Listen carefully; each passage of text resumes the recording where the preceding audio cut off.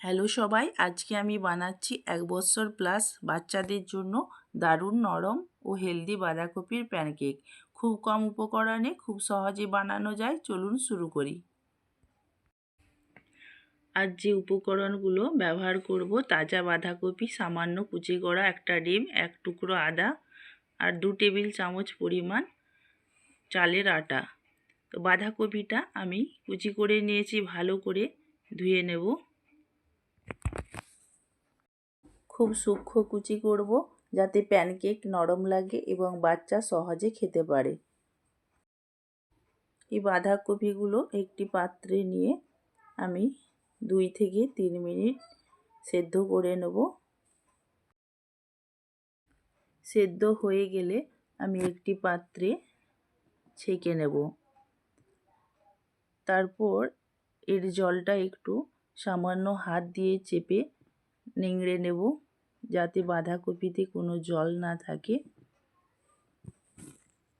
হালকা হালকা চেপে আমি এগুলো একটু নিংড়ে নিয়ে একটি পাত্রে নিয়ে নেব।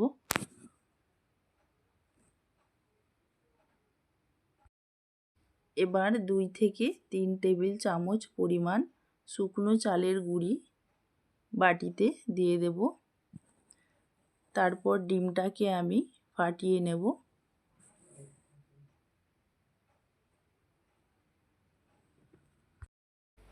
এক টুকরো আদা ঘষা, 1 চিমটি লবণ, সামান্য হলুদ গুঁড়ো। সব উপকরণ ভালোভাবে মিশিয়ে নিতে হবে, কিন্তু ঢালা যায় এমন ব্যাটার তৈরি হবে।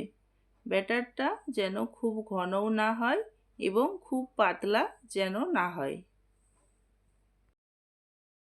ব্যাটারটি আমার রেডি হয়ে গেছে।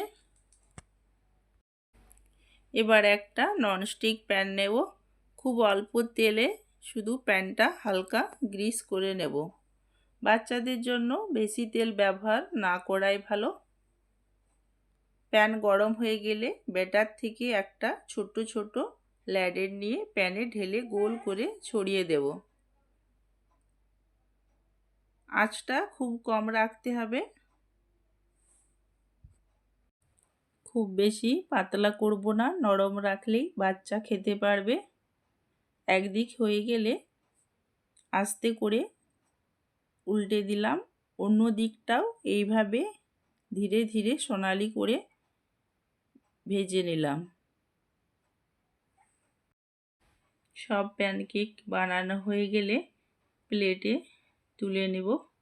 এই প্যানকেক বাচ্চাকে সরাসরি দিতে পারেন, অথবা চাইলে সামান্য একটু ঘি ব্রাশ করে দিতে পারেন।